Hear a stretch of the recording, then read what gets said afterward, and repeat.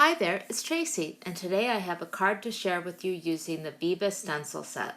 The set comes as 3 separate stencils that work together, but for today's card I only used layer A so that I could do some ink blending right on the stencil. I started off by cutting the mandala card base out of some very thin cardstock, and I'm using this as a mask to keep my ink blending in the circle so that my white card base doesn't get contaminated with ink. I laid the mask over a panel of Bristol Smooth cardstock and I taped it down with my favorite frog tape, and I also taped the stencil down so that neither shifted during blending. Using Distress Oxide inks, I started blending first with Abandoned Coral, then moving out I used Picked Raspberry, and on the outer ring I used Wilted Violet.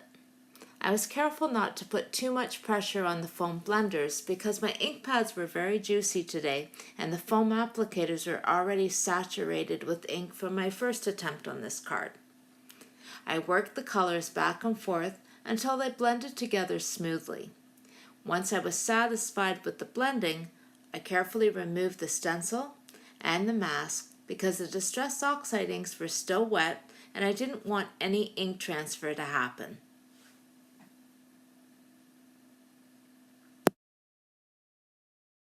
To finish the card, I chose a dark purple cardstock for my mat, and I also used the same purple as a shadow for the Big Friend Sugar Script die cut and for my white embossed sentiment.